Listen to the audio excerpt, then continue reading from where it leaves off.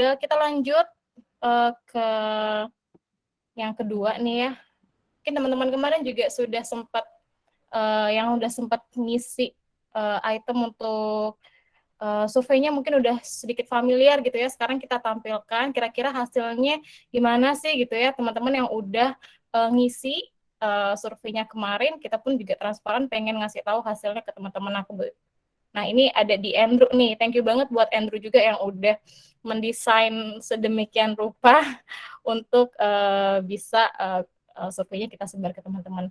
Langsung aja mungkin Andrew, silahkan Andrew. Oke, terima kasih Mbak Is. Aku izin share screen ya. Enggak.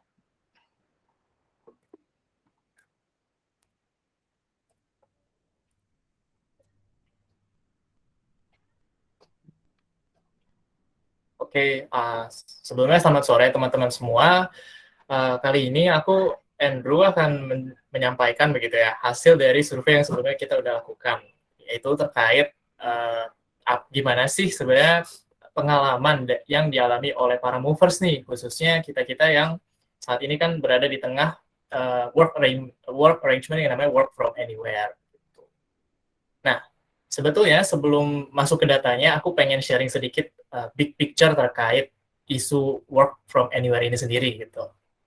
Nah, kalau misalnya di Fakultas Psikologi UI gitu ya, khususnya kalau bersama dosenku, biasanya ketika kita membahas ini tuh kita selalu diingatkan bahwasannya sebetulnya yang namanya telecommuting itu bukanlah fenomena yang baru. Bahwasannya sebelum COVID pandemi ini sendiri, orang-orang itu juga sudah ada yang kerja secara work from anywhere begitu ya. Mereka bisa kerja dari rumah atau kerja yang tidak harus datang ke kantor. Nah, mungkin ini contoh yang paling mudah itu adalah untuk perusahaan-perusahaan yang sifatnya multinasional. Karena kalau misalnya mereka antar negara begitu ya, tidak mungkin kan mereka harus terus-menerus datang ke kantornya di satu negara pusat seperti itu. Nah, namun demikian, ketika memasuki pandemi COVID-19, hal ini menjadi terakselerasi. Yang namanya remote dan hybrid work arrangement itu jadi lebih banyak diadopsi oleh perusahaan, terutama pertama karena pandemi itu sendiri ya. Jadinya kan kita nggak bisa harus datang ke kantor demi alasan kesehatan. Tapi rupanya seiring berjalannya pandemi dan juga banyaknya pengadopsian remote dan hybrid work arrangement ini, sebetulnya ada juga sejumlah potential benefits yang di-highlight. Misalnya adanya isu-isu yang membahas kalau remote work arrangement ini meningkatkan increase productivity gitu. Mereka juga biasanya dikatakan mengurangi cost karena kan kita tidak harus misalnya tidak harus membayar listrik begitu ya ke ruangan atau misalnya menyewa ruangan karena kita punya ruangan kita sendiri misalnya di rumah atau di kafe. Juga dia menawarkan lebih banyak fleksibilitas dan yang terakhir biasanya remote work arrangement itu diduga bisa meningkatkan pengalaman employee seperti itu. Nah, hal ini pula yang sebetulnya disetujui oleh para top managers di belahan dunia lainnya. Gitu. Sebuah riset dari McKinsey sendiri menunjukkan kalau sebetulnya para managers begitu ya, para C-executive itu setuju hybrid work is the future. Bahwasannya di masa depan akan lebih banyak perusahaan-perusahaan yang mereka pimpin yang akan mengambil format hybrid. Gitu. Nah, tapi kalau kita ngomong soal hybrid kan tidak cuma ngobrol dari sisi organisasi atau dari sisi pemimpinnya ya. Kita juga harus bahas dari sisi bagaimana employee melihat ini juga. Nah, dari sumber yang sama, McKinsey itu mengatakan kalau employee sendiri sebetulnya juga punya respon yang positif terhadap hybrid gitu. Mereka dalam survei ini menunjukkan kalau dibandingkan pre-COVID, para employee merasa mereka lebih condong ingin mengambil hybrid work arrangement ketika sudah post-COVID pandemic. Nah, ini menunjukkan kalau sebetulnya berarti worldwide begitu ya. Karyawan-karyawan itu melihat work hybrid itu sebagai sesuatu yang positif. Nah, tapi di sisi positifnya itu juga ada sisi negatifnya. Kalau kita baca sejumlah laporan atau sejumlah berita, kadang itu yang namanya hybrid work arrangement nggak serta-merta langsung dapat hal-hal yang positif begitu. Mereka juga datang dengan sejumlah hal yang negatif. Salah satunya adalah feelings of uncertainty atau ketidakpastian itu sendiri. Jadi mungkin untuk bisa membayangkan ketidakpastian itu ya, salah satu contoh yang paling sederhana saja, misalnya barusan nih, ketika lagi di rumah, seringkali kan saya dapat tugas sebagai orang yang harus angkat galon masuk ke rumah gitu, karena saya termasuk yang sehat dan yang kuat. Mama saya ada rasa sakit punggung lah gitu. Nah, feelings of uncertainty ini bisa sesederhana memikirkan kapan ya tiba-tiba saya nanti akan dipanggil untuk keluar gitu. Apakah nanti saya tiba-tiba dipanggil pada saat saya lagi rapat, kan jadinya agak nggak enak gitu ya. Waduh, ini gimana nih nanti respons dari para anggota tim lainnya, wah Andrew ngangkat galon lagi, misalnya seperti itu. Nah, itu yang sederhana, tapi saya yakin movers juga pasti kan mengalami feelings of uncertainty yang lebih kompleks. Nah, yang namanya feelings of uncertainty ini pastinya menimbulkan hal yang negatif. Khususnya di sini bisa menimbulkan perasaan cemas yang tinggi, terus juga ketidakpuasan terhadap pekerjaan gitu ya, dan yang paling parah bisa menyebabkan burnout. Seperti itu. Nah, kalau kita menanggapi begitu fenomena yang ada di luar di belahan dunia ini, kita balik ke sekolahmu gitu. Kita bisa melihat sebenarnya kalau sekolahmu itu sudah mulai bergerak ke arah work from anywhere, sudah bergerak ke arah future of work yang dikatakan oleh McKinsey ini. Nah, cuma yang buat saya penasaran sebetulnya adalah ketika ini sudah diadopsi begitu ya, sebetulnya apakah dampaknya memang baik seperti yang kita harapkan, atau justru ada downside-nya yang perlu kita perhatikan seperti itu. Nah, makanya riset yang ini aku usulkan untuk coba kita ambil nih datanya. Gimana sih kalau life at sekolahmu tuh ketika kita melihat flexible working hours atau work from anywhere tuh dampaknya gimana untuk diri kita sendiri sebagai organisasi. Nah, di sini aku memakai framework yang sangat tua sebenarnya di psikologi tapi selalu bermanfaat. Di mana di psikologi itu ada rumus behavior adalah fungsi dari person dan environment. Jadi ketika kita ingin melihat behavior atau misalnya sikap atau misalnya perasaan seseorang, kita juga harus melihat bagaimana aspek-aspek individunya dan juga situasi yang melingkupi orang itu begitu. Nah, khususnya secara spesifik yang jadi fokus di sini ada 4 variabel gitu ya.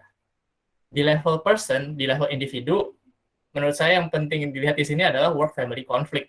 Nah, ini mungkin kesannya keren, tapi sebenarnya intinya konstruk ini ngomongin bahwasannya ketika kita bekerja dari rumah begitu ya, bahkan sebenarnya bekerja di kantor, itu kita bisa merasakan konflik gitu. Konflik ini terjadi karena antara role kita di pekerjaan dan role kita di rumah itu bisa jadi bentrok permintaannya. Misalnya seperti yang tadi, di satu waktu demand-nya adalah rapat, tapi juga di satu waktu yang sama di demand untuk misalnya membersihkan rumah atau membantu orang tua. Nah, itu work-family conflict.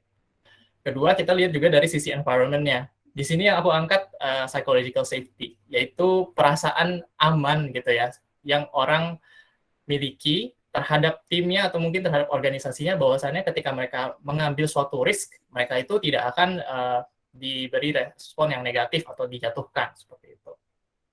Lalu yang terakhir yang menjadi fokus utama adalah terkait work engagement dan job satisfaction sendiri dari para movers. Jadi kita ingin melihat nih kalau misalnya WFA itu memang benar positif gitu ya, harusnya kita melihat engagement yang tinggi dan satisfaction yang tinggi. Atau dengan kata lain, kita sebagai karyawan tuh merasa engage dengan pekerjaan kita, dan kita juga merasa senang, merasa puas dengan apa yang diberikan oleh pekerjaan kita itu sendiri. Nah, secara singkat saja, ini proses data collection-nya kemarin cukup sederhana. Kita pakai survei online yang disebar dari tanggal 11 sampai 15 Maret. Alat ukurnya sebagai berikut. Bisa dicari ya di internet kalau misalnya ada yang mau coba pakai juga. Dan ada sejumlah data demografik yang diambil. Nah, lalu hasilnya bagaimana sih? Kita mulai pertama dari respondents profile dulu. Gitu.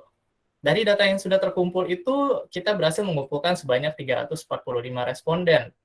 Atau mungkin sekitar 30% ya dari movers, karena kita sudah mencapai 1.000 lebih orang di dalam organisasi ini. Nah, kalau dilihat dari rata-rata usianya, rata-ratanya di usia 26 tahun, dengan minimal 19, maksimal 46. Artinya, sebetulnya orang-orang yang bekerja di sekolahmu itu adalah orang-orang di generasi millennials mayoritas. Jadi orang-orang yang muda, orang-orang yang dikarakteristikan sebagai mereka ini pengen berkontribusi, memberikan impact, dan ingin suaranya didengar. Nah, kalau dari sisi job status, kita lihat di sampel ini mayoritas adalah karyawan tetap, dan fun fact, rupanya highest number of respondents yang kita berhasil terima datangnya dari learning product, teknologi, dan juga BUSMM. Moving on, ada juga data terkait work arrangement sendiri. Nah, ini mungkin cukup menarik, bahwasannya selama proses pengambilan data kemarin, kita melihat bahwasannya selama 3 bulan ke belakang, rupanya sebanyak 63% movers ini adalah orang-orang yang benar-benar selalu bekerja dari rumah begitu.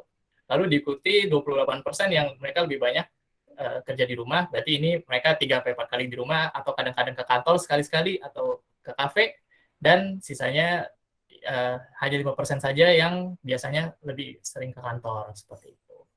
Nah, kalau kita lihat ya, work arrangement ini sendiri menarik nih. Dengan sekitar 63 ditambah 28 berarti sekitar 91% ya orang yang bekerja di rumah.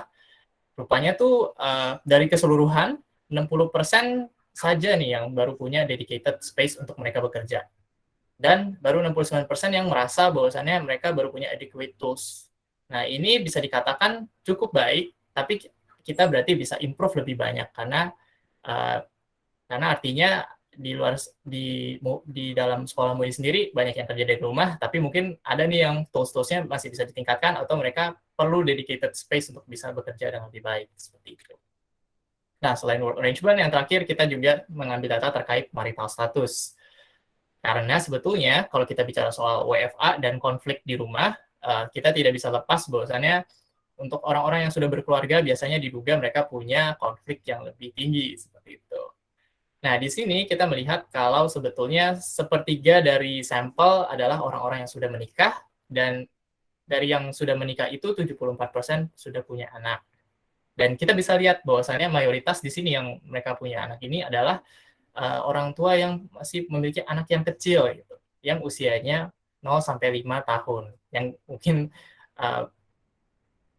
Bapak Ibu atau teman-teman di sini yang sudah jadi orang tua tahu lah ya kalau misalnya punya anak kecil itu gimana. Aku sih belum punya anak, belum punya pasangan juga nih. Anyway, ada beberapa interesting insight yang berhasil kita tarik dari hasil riset ini.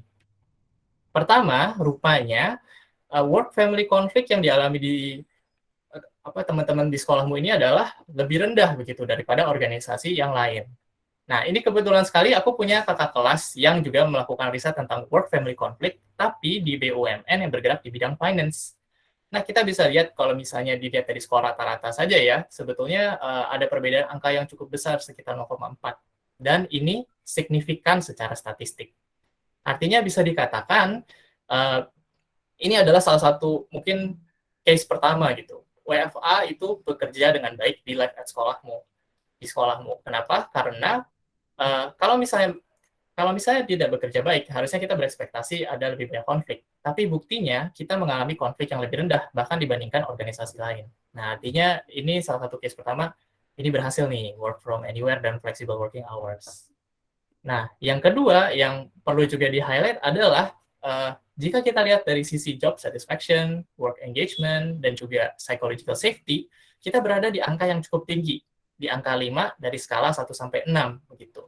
Nah, ini tuh menunjukkan bahwasannya teman-teman di sekolahmu itu melihat sekolahmu adalah tempat yang aman untuk tumbuh karena sekolahmu memberikan ruang untuk bisa mengambil risk gitu ya, untuk mengambil peran-peran yang mungkin beda dari peran sehari-harinya gitu. Dan ini juga diikuti dengan perasaan engaged dan juga puas dengan pekerjaannya. Ini juga adalah indikasi positif bahwasannya bentuk pekerjaan yang saat ini kita gunakan begitu ya adalah bentuk yang positif, yang baik untuk kita.